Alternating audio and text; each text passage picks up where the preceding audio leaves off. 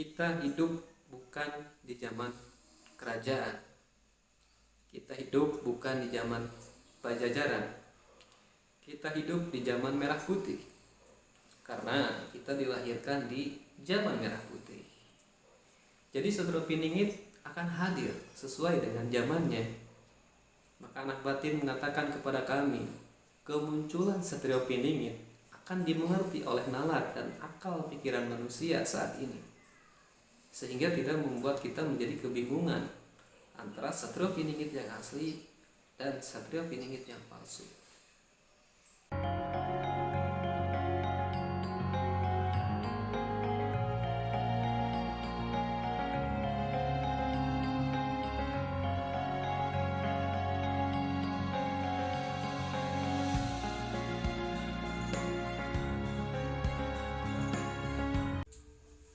Assalamualaikum warahmatullahi wabarakatuh. Alhamdulillah wassalillah. Allahumma sholli ala sayyidina Muhammad wa ala ali sayyidina Muhammad. Rabbi sholli sadri wa yassir li amri wa hlul 'uqdatam min lisani yafqahu qawli. Amma ba'd. Salam sejahtera untuk seluruh alam. Salam takdim kami kepada guru-guru kami, sahabat-sahabat spiritualis sebangsa dan setanah air. Terima kasih kepada sahabat-sahabat yang masih setia di channel kami dari awal hingga saat ini. Semoga dengan adanya channel ini akan menjadikan tali persaudaraan, ukhuwah Islamiyah, silaturahmi dan persatuan. Semoga kita semua selalu dilimpahkan rezeki, keberkahan hidup, sehat lahir, sehat batin. Dan semoga kita semua selalu dalam perlindungan Sang Maha Pencipta dimanapun kita berada. Amin, amin ya rabbal alamin. Pada pembahasan di video-video sebelumnya, kami menceritakan tentang Pajajaran, Siliwangi, Bocah Angon, Satrio Piningit, sedulur papat limo pancer. Semuanya selalu kami kaitkan dengan 4 kekuatan besar di dalam diri manusia. Supaya apa? Supaya hilang rasa keakuannya, supaya hilang ego keakuannya, hilang ego keilmuannya, dan lain-lain. Pada kesempatan video kali ini, kami akan memberikan penjelasan terkait sosok yang kita semua tunggu-tunggu kemunculannya. Siapa? Yaitu Sang Kinasih Satrio Piningit. Sosok yang satu ini memang banyak sekali yang menunggu kehadirannya, ditunggu-tunggu kedatangannya, karena Satrio Piningit lah yang bisa memberikan kesejahteraan, kemakmuran, dan keadilan kepada kita semua. Atau mungkin saja ada sebagian orang yang tidak percaya akan kemunculannya. Itu bisa saja terjadi. Berbicara mengenai Satrio Piningit, banyak sekali versi atau pendapat, sehingga rekan-rekan yang dibuat kebingungan, ya mungkin karena banyak penafsiran yang berbeda-beda, baik itu yang diambil dari ramalan Jayabaya ataupun dari Wangsi Tugas Siliwangi. Seperti yang kita ketahui saat ini, negeri kita ini sudah banyak bencana di mana-mana. Lalu siapakah yang harus disalahkan? Apa itu sudah menjadi takdir? Merubah keadaan. Di dalam Al-Quran sudah dijelaskan, sesungguhnya Allah tidak merubah keadaan sesuatu kaum sehingga mereka merubah keadaan yang ada pada diri mereka sendiri. Di ayat lain juga disebutkan, telah tampak kerusakan di darat dan di laut disebabkan karena perbuatan tangan manusia. Allah Subhanahu wa Ta'ala menghendaki agar mereka merasakan sebagian dari akibat perbuatan mereka, agar mereka kembali ke jalan yang benar. Ya, mungkin bencana di negeri ini, di negara kita ini, bisa jadi karena ulah tangan-tangan manusia itu sendiri.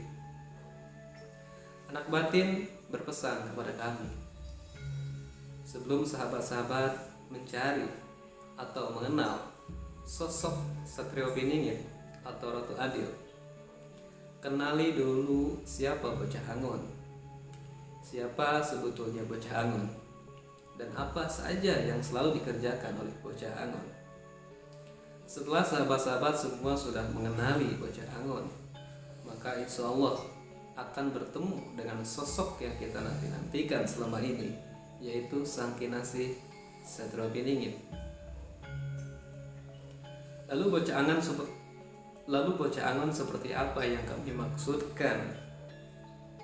Bocah Angon adalah seorang manusia biasa, sama seperti kita pada umumnya. Bocah Angon itu yang selalu menjaga dan menata hatinya, selalu menjaga dan menata pikirannya, menjaga dan menata ucapannya, selalu menjaga dan menata perbuatannya. Supaya apa? Supaya tidak dikuasai oleh hawa nafsunya.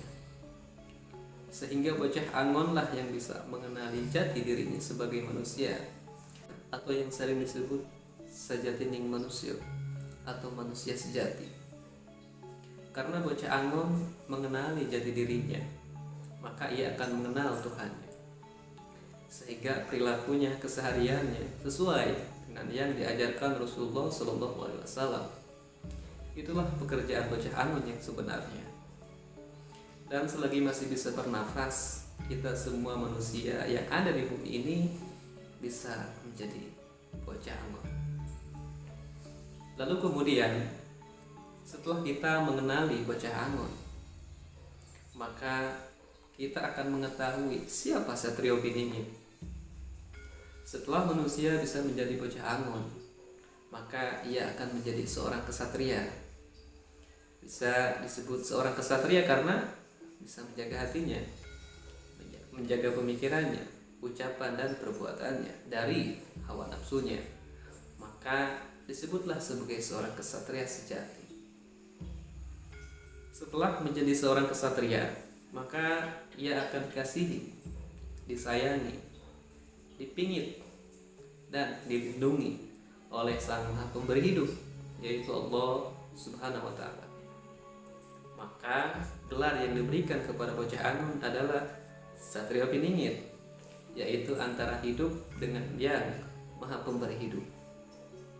Jadi sudah tidak ada antara lagi, tidak berharap kepada makhluk ciptaannya, apalagi jin dan sebangsanya. Hanya kepada Allah Subhanahu wa Ta'ala dia meminta pertolongan. Seperti itulah Satrio Piningit. Anak batin mengatakan kepada kami, jika kita berharap sesuatu selain daripadanya, maka hanya kekecewaan yang akan kita dapatkan. Jika di dalam dirinya masih ada aku, merasa paling hebat, merasa paling benar, ucapannya, perilaku dan perbuatannya, ucapannya masih menyakiti orang lain, maka masih jauh untuk menjadi bocah Angon. Dan orang-orang seperti ini sebenarnya masih dalam proses pencarian jati dirinya. Apalagi ingin menjadi Satrio Piningit. Bagaimana mau bisa mengenali Tuhannya, mengenali dirinya sendiri juga belum bisa. Kita hidup bukan di zaman kerajaan. Kita hidup bukan di zaman Pajajaran. Kita hidup di zaman merah putih. Karena kita dilahirkan di zaman merah putih. Jadi Satrio Piningit akan hadir sesuai dengan zamannya.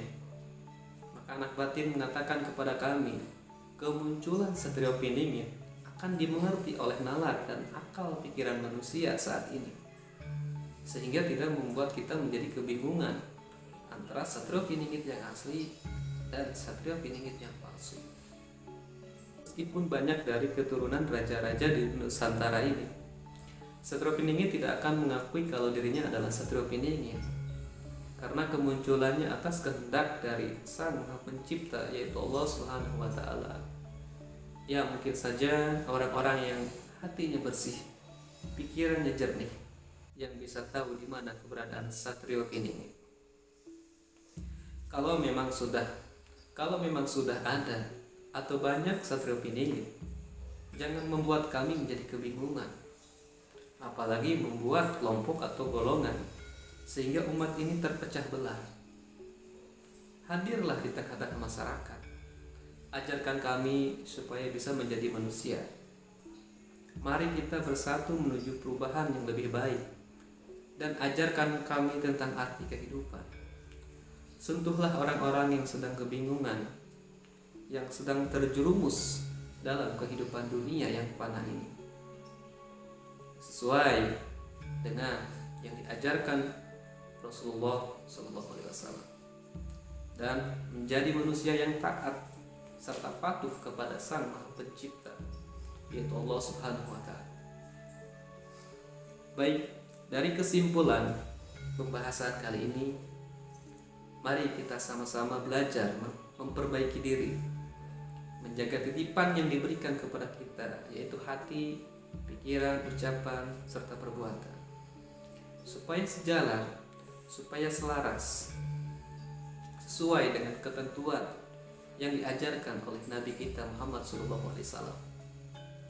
Itulah harta amanah yang sebenarnya, yang harus semua kita jaga, sehingga negeri ini menjadi negeri yang baldatun thayyibatun wa rabbun ghafur.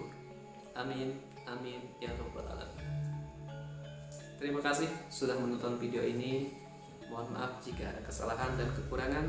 Semoga ada manfaat dan pelajaran untuk kita semua.